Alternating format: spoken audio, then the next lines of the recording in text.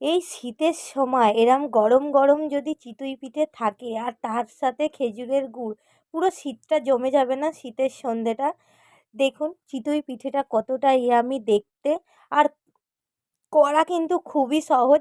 বাড়িতে থাকা ৩টে উপকরণ দিয়েই এই চিতই পিঠের রেসিপিটা হয়ে যায়। তাহলে কেমন করে এই চিতই পিঠের রেসিপিটা বানিয়েছি, তাহলে আপনারা ফুল উপকরণটা দেখতে থাকুন। আসসালামু আলাইকুম। আবার চলে এলাম আমি একটা পিঠের রেসিপি নিয়ে। আজকের পিঠেটা হলো চিতই পিঠে। তার জন্য আমি চিতই পিঠের জন্য তাহলে কি কি উপকরণ নিয়ে নিয়েছি দেখি। আজকে ৩টে উপকরণ দিয়েই আমি চিতই পিঠেটা বানাবো খুব সিম্পলভাবে। তাহলে প্রথমে নিয়েছি আমরা এখানে সেদ্ধ চাল, যেটা আমি ৪-৫ ঘন্টা ভিজিয়ে রেখে দিয়েছি। আর এখানে নিয়েছি সাদা তেল, আর এখানে নিয়েছি স্বাদ মতো লবণ।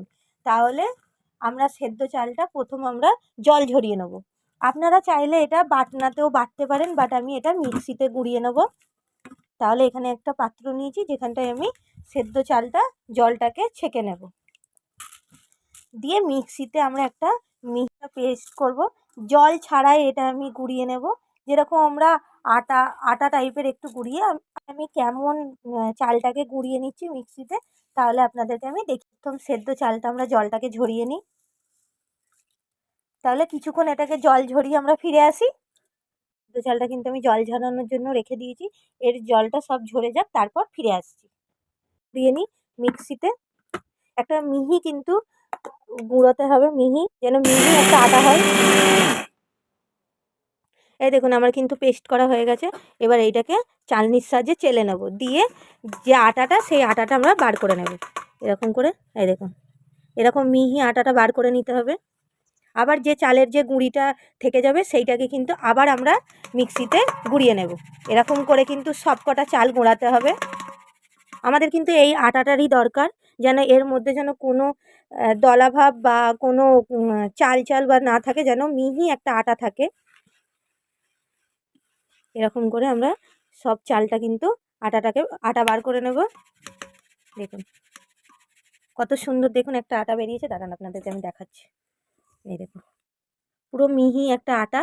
এইটাকে এরকম করে কিন্তু আমাদেরকে সব চালটাকে গুঁড়ো করে নিতে হবে, আর এরকম চালনির সাহায্যে চেলে নিতে হবে, যেন এক্সট্রার যে চালের গুঁড়িটা আছে যেন সেটা বেরিয়ে যায়। এরকম করে কিন্তু তাহলে আমরা সব চালটাকে গুঁড়িয়ে ফিরে আসি। দেখুন আমি কিন্তু সব চাল গুঁড়ি করে নিয়েছি। দেখুন একটা মিহি আটা, এর মধ্যে কিন্তু কোনো দলাভাব নেই। এবার এটাকে সাইডে রেখে দিয়ে চলুন জল গরম করে নিই। ফ্লেমটা কিন্তু অন করে দিয়েছি, এবার এর মধ্যে জল দিয়ে দেবো। জলটা কিন্তু এমন গরম করতে হবে যেন এরকম আঙুল ডুবিয়ে আমি রাখতে পারি, সেরকম জল গরম করতে হবে। তাহলে জলটা ভালো করে গরম হয়ে যাক। দেখুন জল কিন্তু গরম হয়ে গেছে। দেখুন আঙুল দিয়ে কিন্তু আমি রাখতে পারছি, এরকম জলটা গরম করতে হবে। তাহলে হয়ে গেছে জলটা। তাহলে গ্যাসের ফ্লেমটা আমরা বন্ধ করে দিই। এর মধ্যে দিয়ে দেবো আমরা স্বাদ মতো লবণ। আর এই গোলাটা কিন্তু একটু মোটাই হবে, একদম পাতলা হবে না। এটাকে ভালো করে এবার লবণটাকে মিশিয়ে নেব। এবার এটাকে অল্প অল্প জল দিয়ে আমরা মেখে নেব। অল্প অল্প জল দিয়ে আমরা মেখে নেব এটাকে।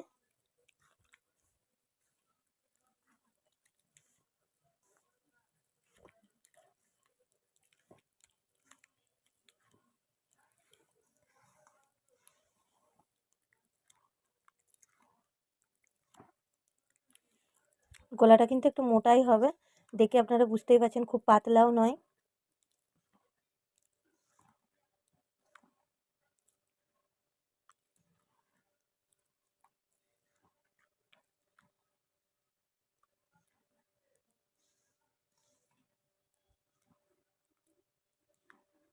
এরকম করে গোলাটাকে বানাতে। দেখুন গোলাটা কিন্তু আমার পারফেক্টভাবে রেডি।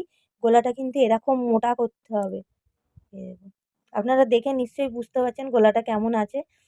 এরকম মোটা গোলা বানাতে হবে, পাতলা কিন্তু এতে হবে না। চিতই পিঠোয় কিন্তু সবসময় মোটা গোলা রেডি করতে হয়। তাহলে আমার গোলাটা রেডি হয়ে গেছে। এবার চলুন আমরা মেন উপকরণে ফিরে যাই। লোহার কড়াই বসিয়ে দিয়েছি আর গ্যাসের ফ্লেমটা অন করে দিয়েছি।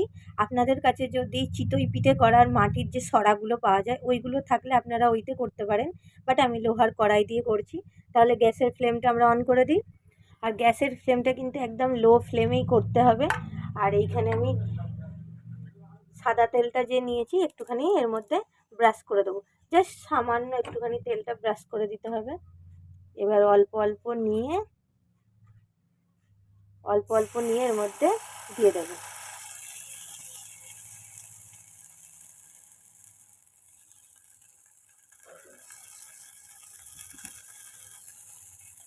এবার একটা এরকম ঢাকনা এর মধ্যে চাপা দিয়ে দেবো, আর এরকম জল নিয়ে এর চারিধারে অল্প অল্প করে দিয়ে দেবো। দিয়ে এটা কিন্তু লো ফ্লেমেই করতে হবে, একদম হাই ফ্লেমে করা যাবে না, তাহলে আমরা ঢাকনাটা খুলে দেখি এটা হয়েছে কিনা।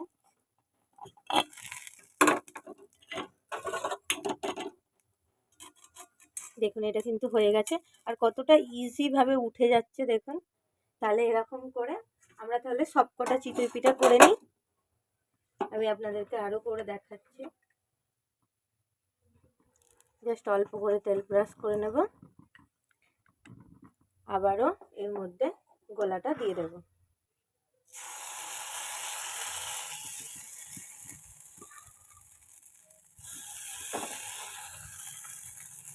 দিয়ে কভারটা আবার চাপা দিয়ে দেবো, দিয়ে আবারও এর মধ্যে জল দিয়ে দেবো, দিয়ে আবারও এটাকে কিছুক্ষণ হতে দেবো। ঢাকনাটা খুলে দেখি,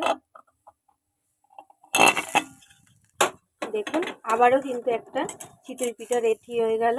তাহলে এরকম করে আমরা সবকটা চিতই পিঠা করে নেব।